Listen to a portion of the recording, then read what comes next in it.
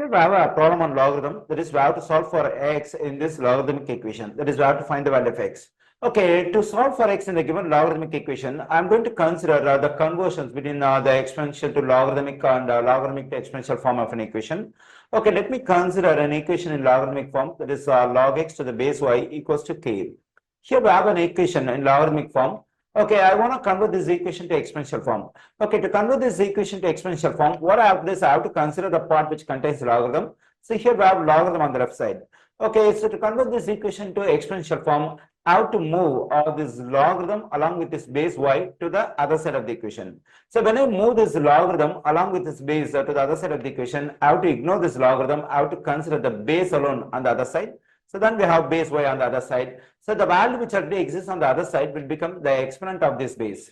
On the left side, now we have just x.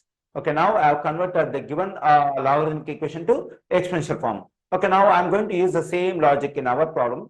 So what I'm going to do is let me write the given equation as it is. That is log to the base 9 of log x to the base 4 equals to 1 half.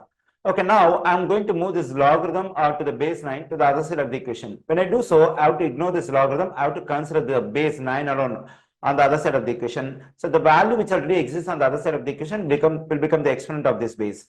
Now we have log x to the base 4 on the left side of the equation. Let me write over here.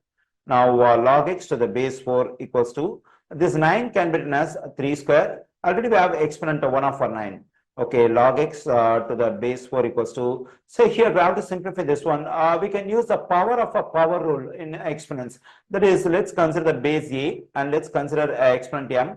And for the complete stuff, let's consider another exponent n. So whenever we have two exponents like this, what we can do is we can multiply the two exponents.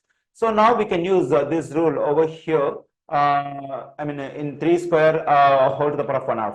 So here we have base 3 and the first exponent is 2. Again, we have for the complete stuff, we have the exponent 1 half. So what we can do is we can multiply the two exponents over here. That is 2 times 1 half. So then this 2 will cancel out. So we just get 3 to the first power. That is log x to the base 4 equals to 3 to the first power. 3 to the first power is nothing but 3. Okay, again, we have to use the conversion process. That is, I have to move this log to the base 4 to the other side of the equation. So when I do so, we have to ignore this logarithm and we have to consider this base 4 alone on the other side of the equation. So the value which already exists on the other side of the equation will become the exponent of this base 4. And now we just have x on the left side of the equation over here.